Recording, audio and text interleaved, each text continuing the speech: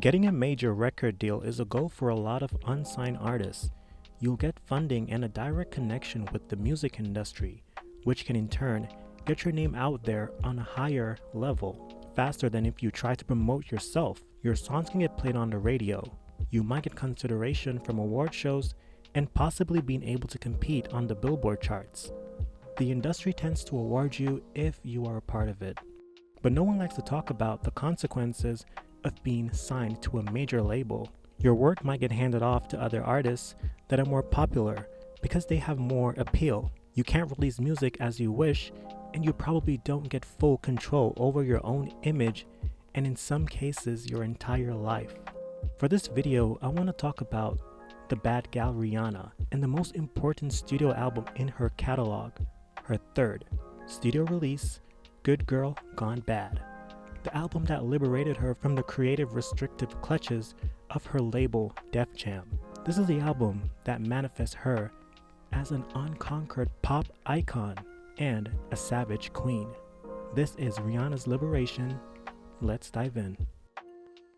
If you don't know Rihanna, you probably live under a rock. She's been one of the key players in music for the last 2 decades, and still is as we enter this new one. Rihanna has sold over 250 million records worldwide, making her one of the best-selling musicians of all time, placing her under Led Zeppelin, Madonna, Elton John, Michael Jackson, Elvis Presley, and the Beatles. I don't know about you, but I think that's a hell of a club to be in. Rihanna is synonymous with being a rock star and not giving a damn.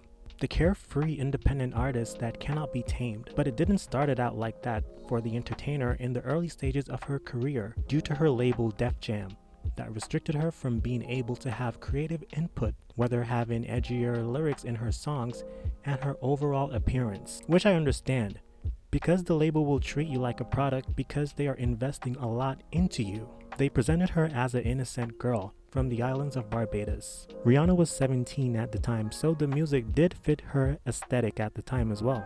Rhee's first and second album, Music of the Sun and A Girl Like Me, were generic pop songs with a flair of R&B and reggae. They were very safe albums in my opinion, but they were still able to set her apart as the reggae aspect, it gave her an edge, but nothing that would have a long-lasting impact or reach for many years. Around this time, she wore her influences on her sleeves like Mariah Carey and Beyonce. The Beyonce comparisons were so much that she stopped mentioning Beyonce altogether for a very long time.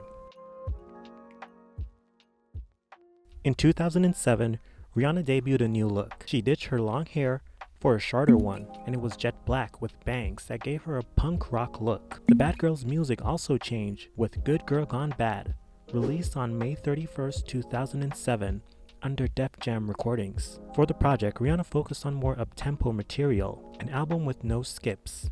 And Afrodisiac by Brandy was a major influence for the album. Rihanna explains the meaning behind the Good Girl Gone Bad title. I'm not the innocent Rihanna anymore. I'm taking a lot more risk and chances. I felt when I cut my hair, it shows people I'm not trying to look or be anybody else. The album is very edgy, and she told no lies. She separated herself from her contemporaries like Ciara and Beyonce. The record was influenced by dance pop, R&B, and even rock was incorporated, and the songs felt more authentic. Feels as if Rihanna was dying to make these type of songs for a very long time, and now that she got the chance, she didn't hold back. Robin worked with a number of producers on Good Girl Gone Bad, including Timbaland and The Dream. The album had 10 tracks and produced 5 singles: Umbrella, Shut Up and Drive, Hey That I Love You, Don't Stop the Music, and Rehab, and all of them were multi-platinum.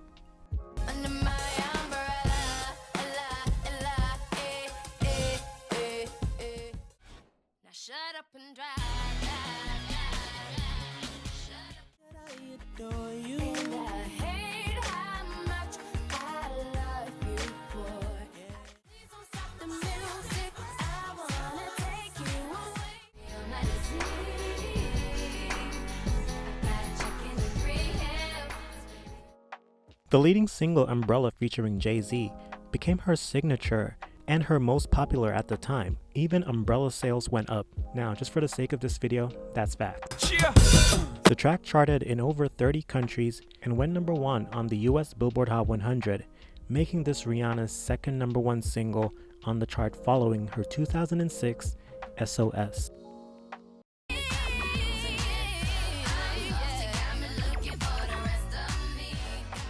Umbrella spent 7 consecutive weeks at number 1 and was the second best performing single of 2007 behind Beyoncé's Irreplaceable. Umbrella hit number 1 in the United Kingdom, and the country was later hit with heavy rainfall and flooding, which led to the British national newspaper The Sun jokingly suggest the two events were related, with the media referring to it as the Rihanna curse. This also happened in Romania and other countries. With the record-breaking success of the single and the reported coincidence with the weather, Def Jam marketing team collaborated with British umbrella manufacturer Totes. The company produced 5 types of Rihanna umbrellas, one of which was a 2-tone satin umbrella that Rihanna debuted in the public during her performance at the 2007 MTV Movie Awards.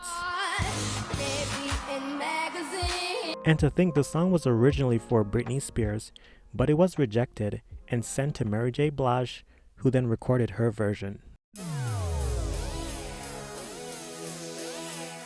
Question Existing is one of the deep cuts off the album. Rihanna contemplates her life and career and how the industry changed her, causing her to have trust issues.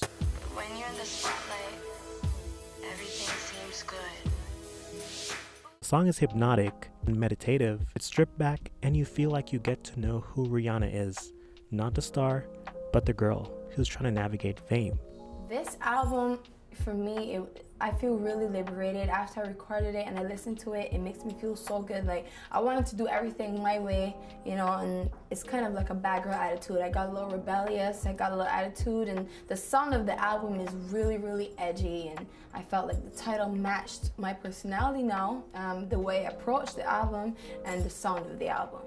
Good Girl Gone Bad reintroduced Rihanna as an artist that will be around for a long time, and not just an artist that gets lucky and has 3 years of relevancy. Good Girl Gone Bad transformed her career from a teen pop / reggae image into a sex symbol, a hit maker, a music trendsetter, and an artist with staying power. She didn't get the freedom to make the music she was passionate about, and this made it easy for the good girl to go bad.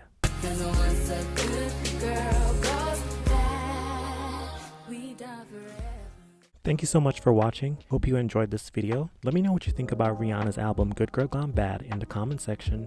Drop a like and also subscribe. Select all as well so that you get notified when I drop my next video. I am Don, and I will see you in the next one.